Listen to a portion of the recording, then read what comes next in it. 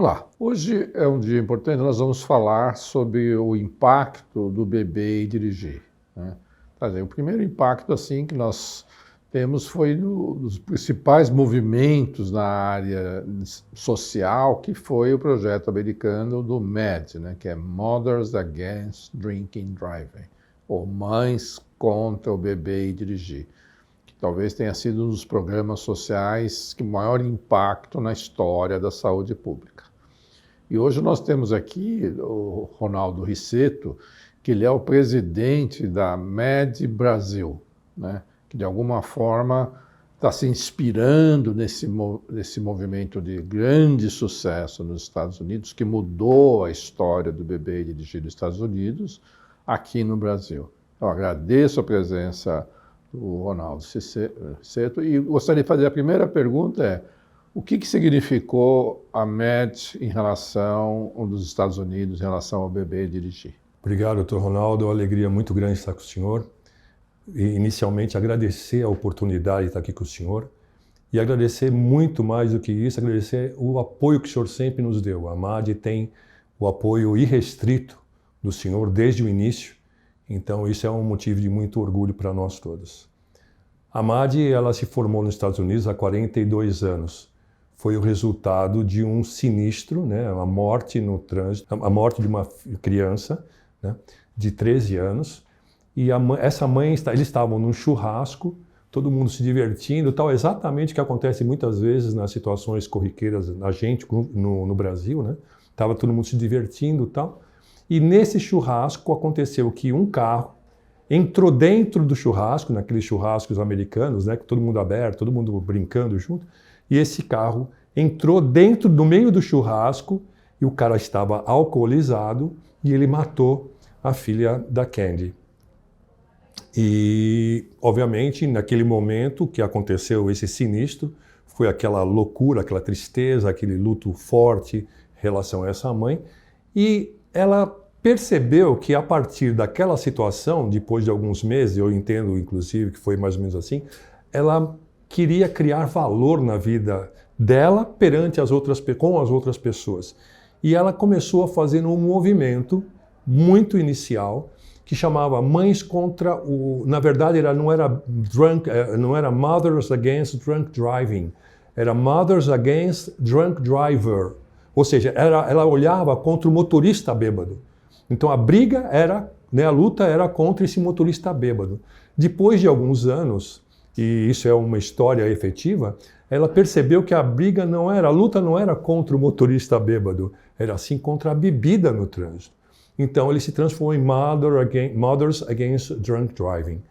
É um movimento que tem enorme sucesso depois de 42 anos. Ele tem um número que a gente usa muito para falar sobre ele, que houve uma redução nos últimos 50 anos, praticamente, nos últimos 42 anos, de 50% no número de mortes nos Estados Unidos.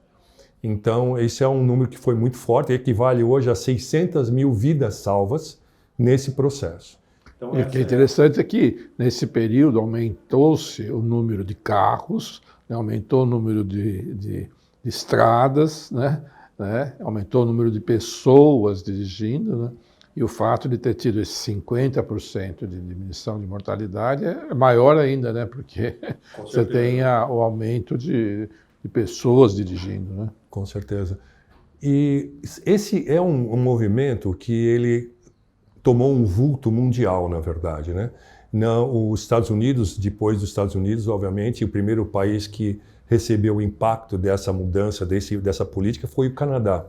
Então, existem no Mothers Against Drunk Driving nos Estados Unidos e o Mothers Canadá, são os dois mais fortes. Mas existem outros movimentos no mundo. E o Brasil foi agraciado, né? Eu diria agraciado, porque para mim foi uma graça muito grande estar participando desse processo em 2019, quando nós abrimos a ONG no Brasil. Então, uma ONG nova ainda, né? Vamos dizer assim, 4 anos de vida, com todas as dificuldades desse processo, né? Agora, uma coisa que é muito importante é que o movimento ele é perene pelo fato de que o próprio mundo percebeu a necessidade de fazer uma alteração nesse processo dos acidentes, né, Dr. Ronaldo? Então, as Nações Unidas, né, ela criou a década de segurança no trânsito, que tem já é a segunda década. A primeira foi em 2010, 2020, e nós estamos na segunda década, tentando reduzir o número de acidentes no trânsito e, obviamente, o que a gente sabe é que pelo menos 40% desses acidentes, desses sinistros que acontecem, tem a relação com álcool e drogas.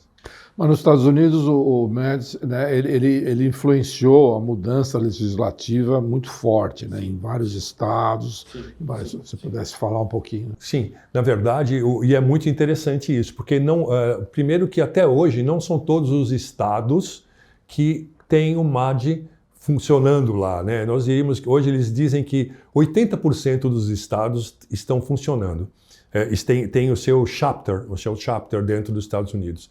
Mas o que aconteceu foi justamente isso, um movimento muito grande, principalmente legislativo, né? A política se tornou parte desse processo, por uma razão também muito interessante, é bom a gente comentar. O Ronald Reagan foi o cara que deu o embalo final nesse processo. Foi ele, na geração, no momento em que ele era presidente, foi aí que a MAD teve o seu maior impacto. Por uma razão muito interessante, a esposa do Ronald Reagan era uma alcoólatra em recuperação. Então, o Ronald Reagan se sentiu tocado por esse movimento também, né? Então, é isso que nós temos. Mas eles têm uma mudança muito grande, a mudança tanto da idade mínima para consumo de álcool, né? A legislação no que tange a prisão das pessoas efetivamente. Existe uma série de leis que foram criadas a partir do movimento com a MAD. É um ativismo muito forte nos Estados Unidos, realmente. E pelo que eu entendo, assim, o MED nos Estados Unidos, ela fala, você tem que tirar o motorista alcoolizado das ruas, né? Quer seja com a prisão, quer seja com o impedimento dele voltar a dirigir. Assim, a gente foi criando um consenso ao longo dos anos de uma intolerância em relação ao beber e dirigir. Sim, e tem um detalhe muito forte, Dr. Ronaldo, que eu participei de algumas blitz na época lá quando eu estive, conversando com o pessoal, principalmente da parte da polícia, né, vamos dizer assim, né, law enforcement, que eles chamam, né, que aliás o nosso comandante do rodoviário da polícia estadual, ele esteve nos Estados Unidos com o pessoal da law enforcement da MAD, porque eles têm algumas regras mais claras. Por exemplo, se ele para o indivíduo e ele percebe que o cara bebeu ou usou droga e está dirigindo, ele está preso. Eles não têm que fazer qualquer tipo de movimento. Ele vai ser preso. Se depois ele vai ser solto, mas ele é preso. Sem conversa. Ele não tem que... Não importa que ele vai chamar de volta, ele vai preso. Eles fazem aqueles exercícios básicos. Eu vi, anda reto... Coisa assim muito simples. E se ele perceber, ele já aprende. E a partir daí, porque a intolerância... aliás, a tolerância é zero.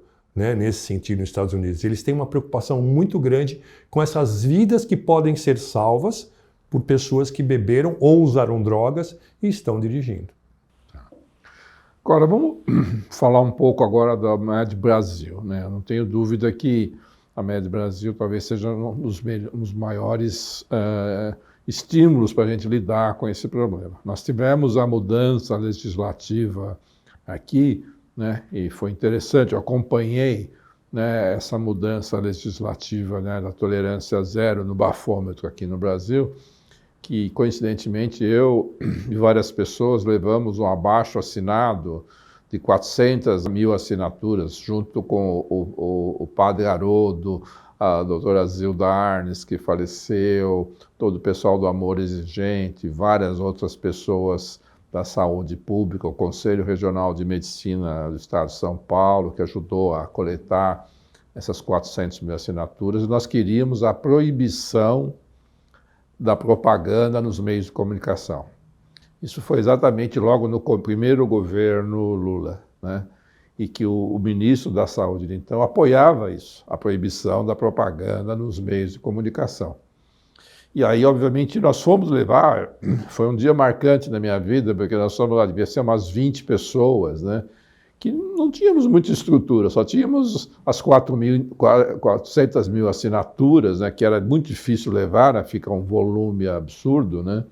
E estávamos nós lá pelo Congresso, né? E os próprios congressistas falavam, mas, pô, o pessoal da Ambev vem todo dia aqui, né? E vocês só vêm hoje aqui, né? Mas existia um movimento muito forte, tanto que o governo, né, o ministro da Saúde, né, de então, do Rio de Janeiro, ele teve lá uma proposta de proibição de álcool nos meios de comunicação. E que tinha, naquele momento, uma urgência constitucional. Quer dizer, que ou se votava aquele Congresso, aquela proposta, né, aquele decreto, ou todo ficava parado no Congresso.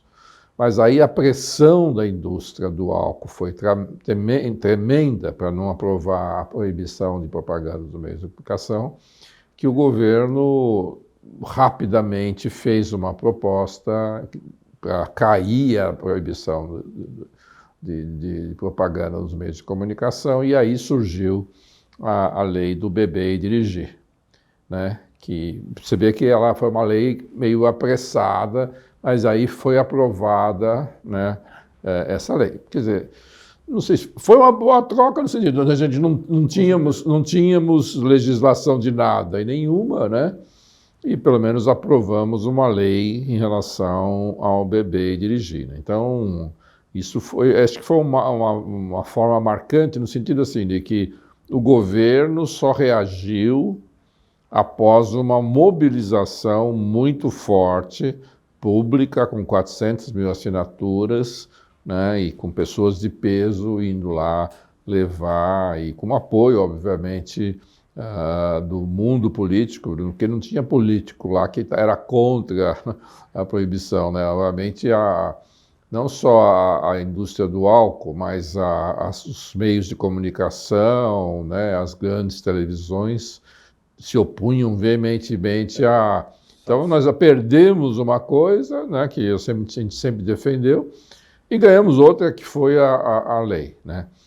Estou contando essa história, mas o que eu queria mesmo ouvir de você aí surge, né, posteriormente, a MED Brasil, né? Como é que você vê o papel da MED Brasil dentro desse contexto, né? Que tem, por um lado, temos uma lei que é boa, mas ela não é implementada, né? Na verdade, o maior problema que nós temos no Brasil são as famosas leis que não são cumpridas, né, nesse caso, né? Voltando um pouquinho, Dr. Ronaldo Solf, a lei que o senhor está falando era 92, 94 de 96, né, do Fernando Henrique, onde ele permitia, onde cerveja não é álcool, na verdade, porque então permitia essa parte de propaganda, né? Esse talvez seja um dos grandes movimentos que são exigidos por nós famílias, inclusive, né? Para que a presença desse tipo de propaganda de forma aberta, não apenas televisiva, eu acho que existe propaganda, tem jornal, revista, tem tudo quanto é lugar. Isso tinha que ser banido, porque ela cria ela banaliza a presença do álcool de tal maneira que, né, todo mundo acha normal aquele... Aliás, é bonito ver o cara bonitão com a menina bonitona ali tomando uma cerveja. Mas nós sabemos o que vem por trás de tudo isso quando atinge um estágio ou de alcoolismo ou mesmo de um sinistro quando a pessoa bebeu. Então eu acho que esse era um processo que a gente deveria realmente retomar até, né, para que a gente pudesse exigir que houvesse um trabalho mais forte em cima disso. Claro que quando houve a proibição do beber e dirigir e toda essa lei, e a lei seca e tantas outras coisas que a gente...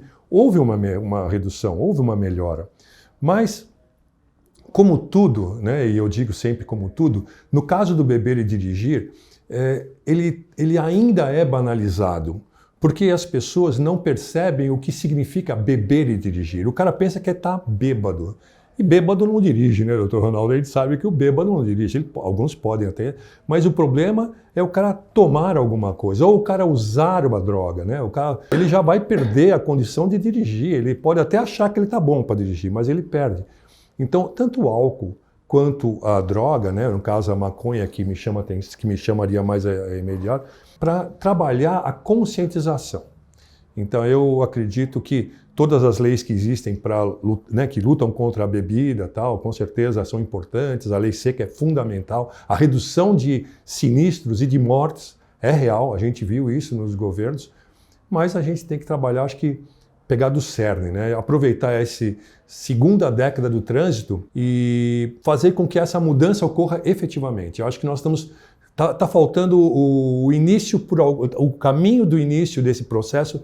Para mim ainda está errado. Eu tive com o pessoal da Global, que é a Global Road Safety, e foi uma das coisas que eu pude discutir com eles. O caminho que eles estão usando ainda acho que é.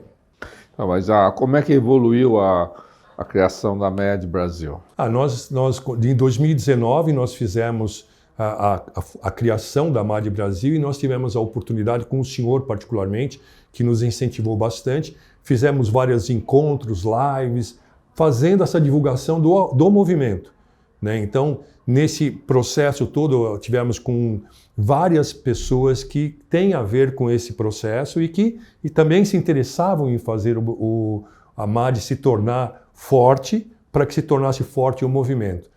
E estamos caminhando, eu diria assim, né? Já tivemos a oportunidade de fazer alguns encontros com organizações que têm interesse. E nesse momento nós estamos até com um grande evento que vai acontecer agora em julho, que é o Walk Like Mad. É a grande caminhada que que já é patrocinada pela Porto Seguro e que acontecerá no Vale do Anhangabaú. Então esse talvez seja o primeiro grande evento que nós temos a oportunidade de fazer. E temos tido, como eu falei, conversa com tanto o governo quanto as organizações sociais e mesmo organizações que têm interesse em nos patrocinar, mas é um movimento ainda. Nós temos aí essa lei, que é uma lei boa, né, no sentido do nível de alcoolemia que não é tolerado, praticamente é zero, né, ela tolera ali 0,00. É uma coisa, né?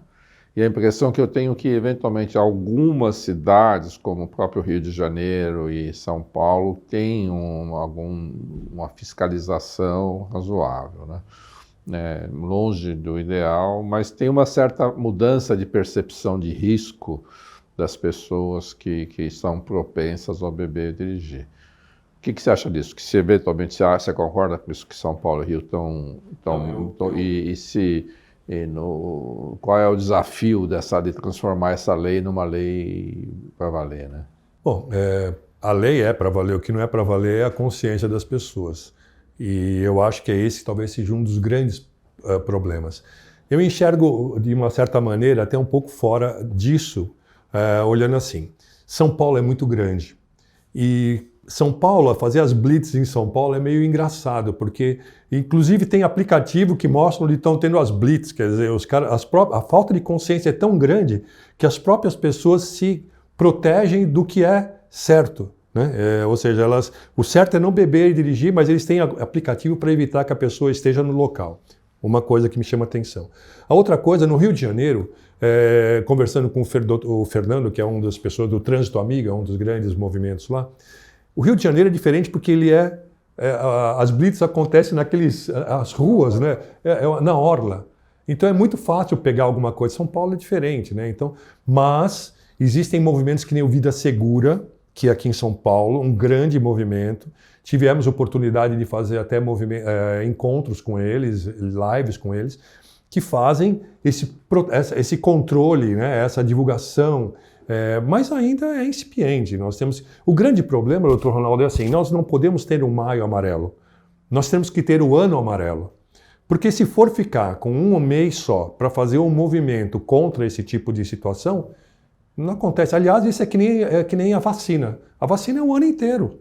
Então, por que funciona? Porque existem campanhas o ano inteiro. Nós precisamos ter um pouco mais de ação anual, né, para que isso fosse efetivamente, eu vou dizer assim, criasse uma consciência maior, né? Então eu vejo que realmente São Paulo tem uma evolução muito grande, São Paulo Estado, né, com relação a esse assunto. Algumas cidades se dedicam um pouco mais, a gente também percebe isso, mas o Estado é forte, Rio de Janeiro também. E Agora, nós temos grandes exemplos no Nordeste, né? Fortaleza é brincadeira, o que eles fizeram ali naquele... Natal também, né? Natal eu não lembro assim de cabeça, mas Fortaleza foi o que me marcou, porque eles, inclusive, atingiram... A Nações Unidas promoveu uma redução de 50% no número de sinistros, no número de mortes, né? Na primeira década. E Fortaleza foi uma das cidades que conseguiu atingir esse número. Nós não chegamos a 20, 25, que também não é ruim, né, vamos dizer assim. Mas existem um trabalho maior em São Paulo hoje, né, e nós estamos fazendo, com esse novo governo, nós estamos começando de novo, né, estamos, inclusive, tentando esse contato para que a gente possa apresentar o novo diretor-presidente do Detran. Mas São Paulo e Rio de Janeiro realmente têm uma característica mais forte a nível de proteção, né? Agora, eu acho que talvez devesse pressionar. A Polícia Militar tem uma equipe muito forte, tem tecnologia, né? Eu tive a oportunidade de conhecer as pessoas envolvidas e fiquei muito bem impressionado com a Polícia Militar, porque quem vai fazer as blitz seria a própria Polícia Militar, né? E eu realmente fiquei bem impressionado com isso. O que talvez a gente tenha que pressionar que o governo dê estrutura para a Polícia Militar fazer as blitz de uma forma sistemática, né? Todo dia, né? Ou ter protocolos, né? Que todo carro de polícia tenha um bafômetro, né? E isso é um custo pequeno, né? É um custo absolutamente pequeno, né? De você deixar como protocolo que todo carro de polícia... Na Inglaterra é um pouco assim, né? Todo carro da polícia que está na rua, ele tem que fazer número X de bafômetros por dia, né? Porque aí você faz mais randomicamente, não importa se é de dia, se é de tarde. Lógico, de noite todo mundo que está dirigindo à noite deveria ser passível de ser parado e fazer o bafômetro, né? E você criar essa cultura de checagem, né? É fundamental se a gente vai querer sair, né? Eu acho que tanto Rio, São Paulo, acho que Fortaleza, como você falou, eu tenho certeza também que já ouvi relatos de Natal que teve um movimento forte lá em Natal e talvez outra cidade aí, ou estado que a gente não tenha sabido, mas que você vê que tem alguns núcleos, né, de maior mobilização, né? Acho que a gente tem que estimular isso que já existe para não deixar esmorecer, né? Porque é fácil, né? Mas eu acho que é uma das tarefas da Polícia Militar, né, que estão nas ruas, né, então a estrutura tem a estrutura para fazer esse tipo de checagem, né, não pode esmorecer aí, né? Que a consciência também, né, vem da fiscalização, né? Sempre tem esse debate, né? O que você cria a consciência ou a fiscalização cria a consciência? Eu acho que sempre teve nessa área, sempre esse debate. Eu já escrevi artigos há mais de 20 anos atrás exatamente sobre isso, né? Então, eu acho que não tem contraposição. Eu acho que quando você fiscaliza mais e a sociedade sinaliza o que é intolerável, fica mais fácil das pessoas se conscientizarem. E você tem que ter, né, no meu modo de ver, e acho que é um debate se a pessoa é obrigada ou não fazer o bafômetro, né? Nos Estados Unidos, como você falou, se ela recusa fazer, é presunção de culpa, né? Ele vai estar na frente do juiz no dia seguinte, preso e na frente do juiz no dia seguinte, para fazer o juiz ver se ele realmente preenche os critérios ou não, né? Aqui no Brasil você tem toda uma atenuação como é que você vê isso e como é que a gente possa melhorar isso, né? E uma coisa que o senhor comentou, eu acho muito importante, é pensar nos custos, né? Porque o custo desses sinistros é, assim, absurdo, né? A gente tem isso no DataSUS marcado. Um custo absurdo de todos esses sinistros de trânsito que eles... E não é só, porque não é só a morte. A gente tem que lembrar, não é só o problema da morte. Eu me lembro que no Instituto Lucifo Montoro, eu vi uma vez, não tive no ano retrasado, e nós vimos isso. Para cada uma pessoa que morre no trânsito, 10 pessoas saem com alguma lesão.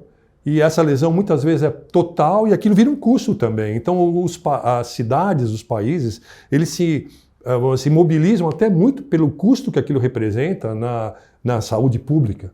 Né? O custo é muito grande. E com relação o senhor estava falando uma coisa interessante também, o grande lance do bafômetro. Nos Estados Unidos eles têm a obrigação de fazer testes, nos Estados Unidos, Londres e tal, mas nos Estados Unidos agora o Interlock System, que é um dos trabalhos que a gente está trazendo também, doutor Ronaldo, é a Interlock System mesmo. E o Ian, que é um dos presidentes da Interlock, esteve comigo conversando já, o Interlock System é um sistema que seria obrigatório em todos os carros para que a pessoa é obrigada a soprar, fazer um mini bafômetro, aí o carro libera a ignição. Ou seja, o cara obriga, o Interlock System obriga que o sistema libere o carro se o cara não tiver alcoolizado. Claro que aí a gente vai falar, não, mas o cara pode pedir para alguém assoprar. De novo, nós voltamos para a conscientização. Mas esse é um dos trabalhos que os Estados Unidos já está muito forte, exigiu o Interlock System nos sistemas. E dizem, né, pelas últimas informações, que em 2030 todos os carros serão obrigados a sair com o Interlock System antes da produção já.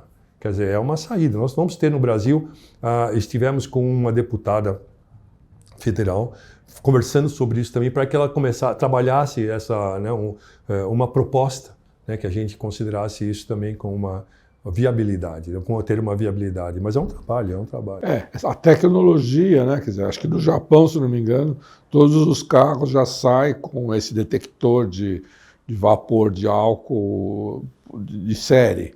Todos os carros já saem com essa proteção. Se sentir algum vapor de álcool perto do volante, o carro trava, né?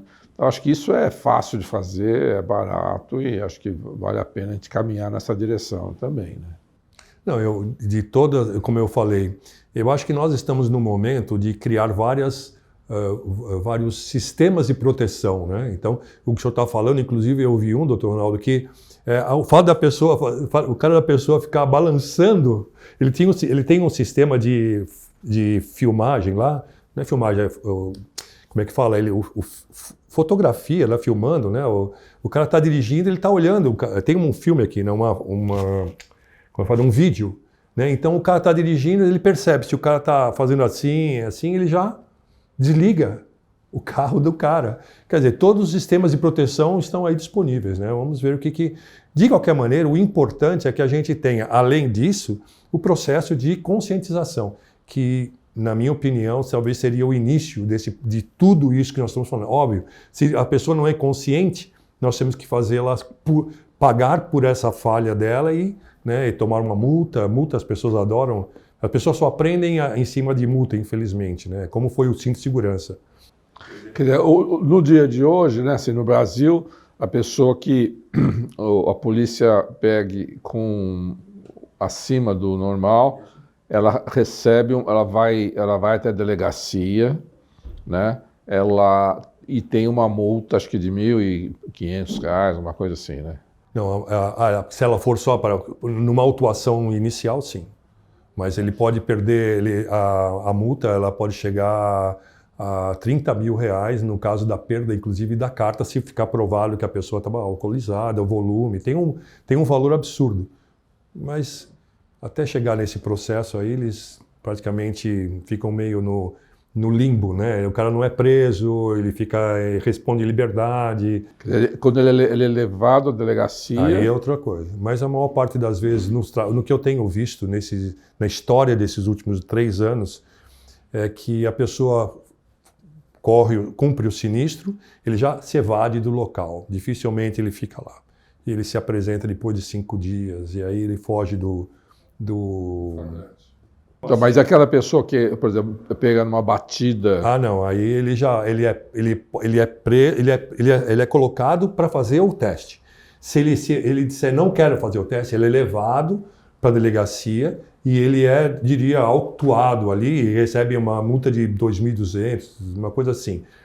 Mas ele não perde ainda o direito, tal, mas eu não, agora estava vendo uma confusão na minha cabeça, mas ele não tem que fazer o teste aqui e nem na delegacia, porque aí vem um advogado e tem aquela que o cara não pode legislar em causa, como é que fala? Produzir prova contra si mesmo. Isso. Então tem uma série de coisas que acontecem ainda, né? Agora, quando acontece um sinistro pesado, tudo aí, o cara já faz teste, inclusive os testes são feitos rapidamente, né? São feitos automaticamente, vamos dizer assim.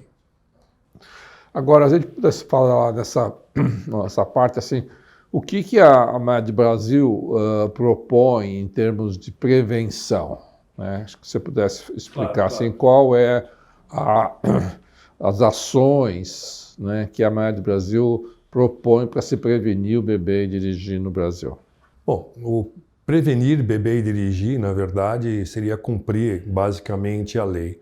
No ponto de vista de prevenção, nós temos uma visão muito interessante que a MAD trouxe já há muitos anos. Eu comprei a ideia dessa prevenção.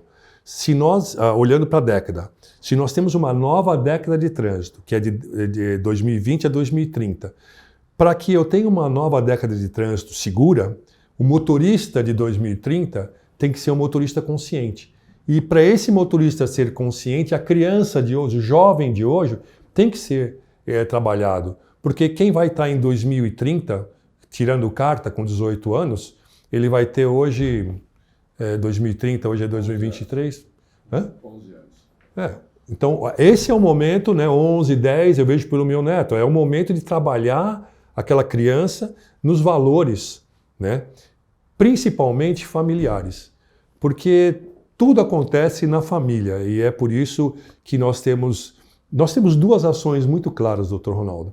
Uma é um trabalho que seria um curso de prevenção que está sendo proposto.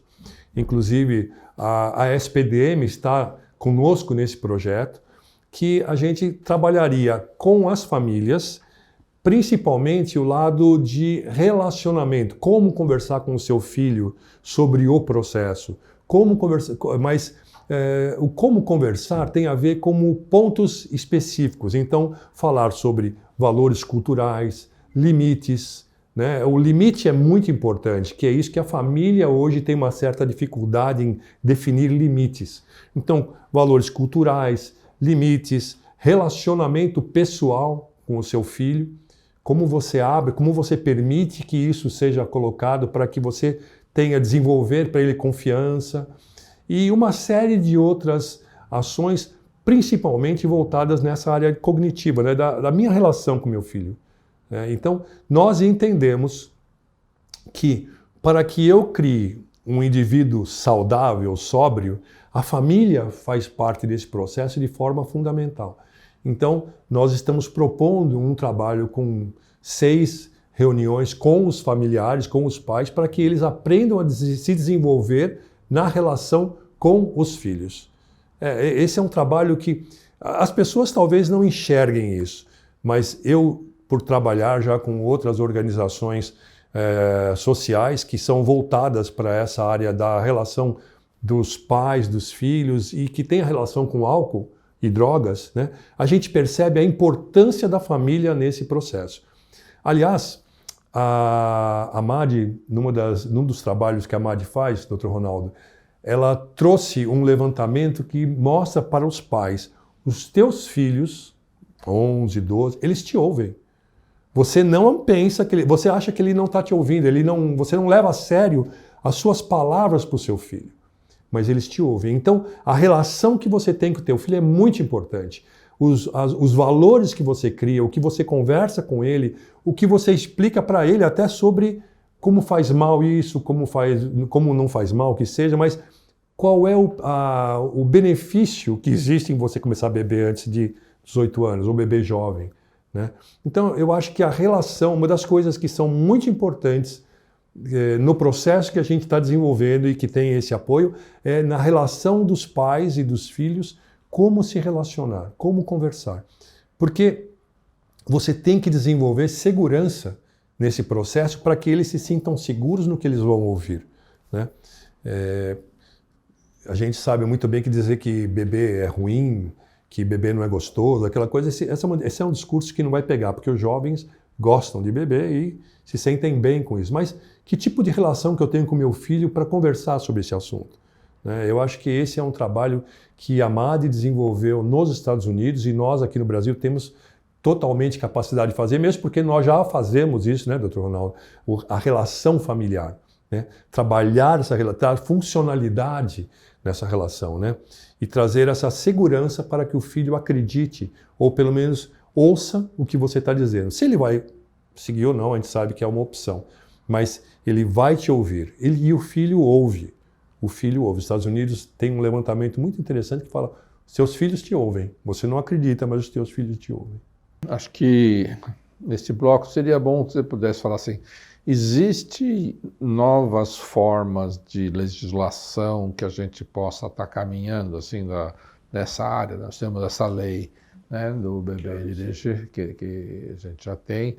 Você acha que valeria a pena a gente fazer outras leis municipais, leis estaduais? Porque nos Estados Unidos foi feito assim, né? Você tem algumas leis estaduais e tem...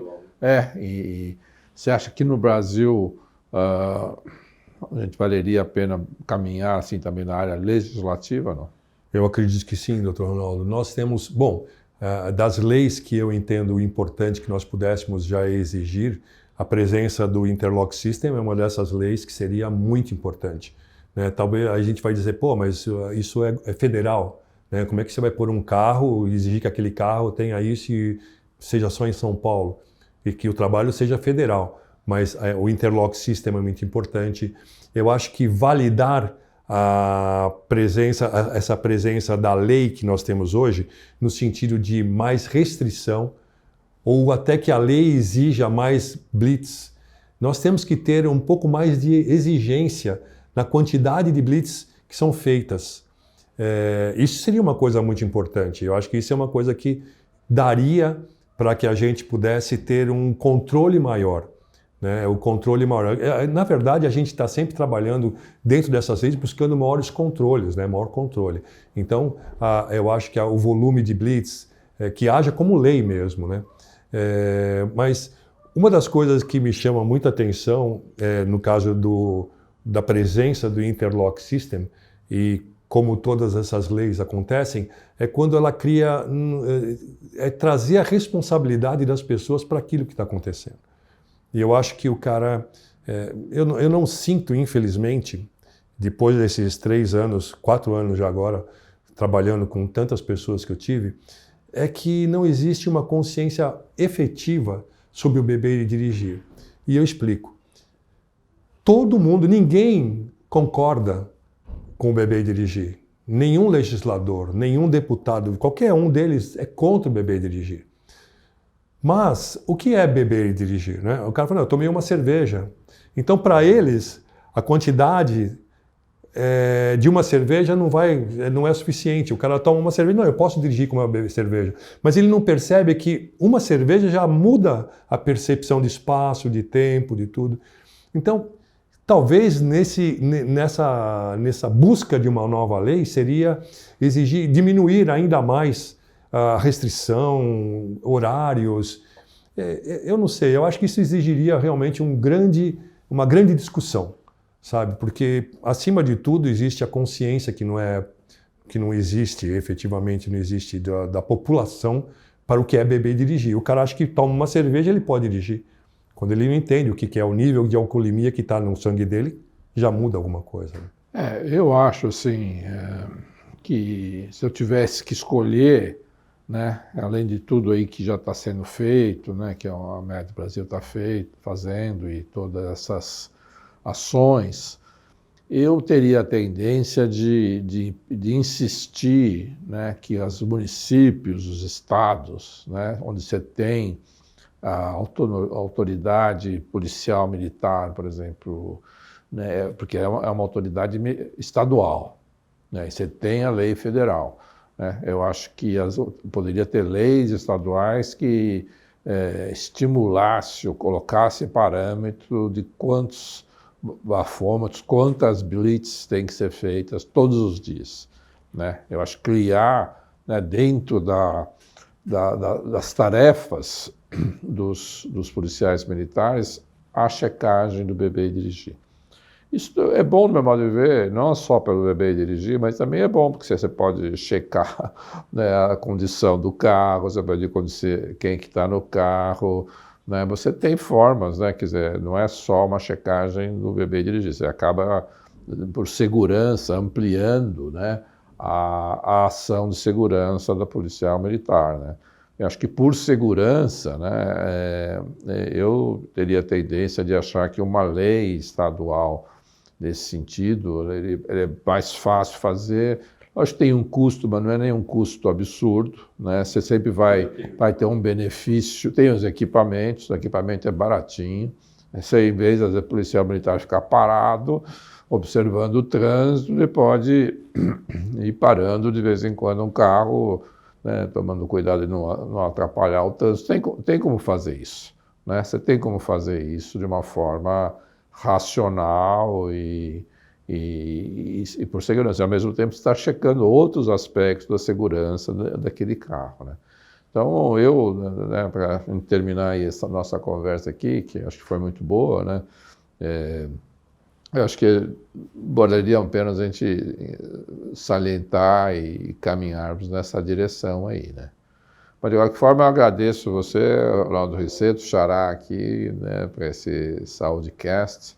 Acho que esse é um assunto que a gente vai continuar falando, né? Acho que a gente vai continuar apoiando e, né, não só você, mas a gente apoia a causa, né?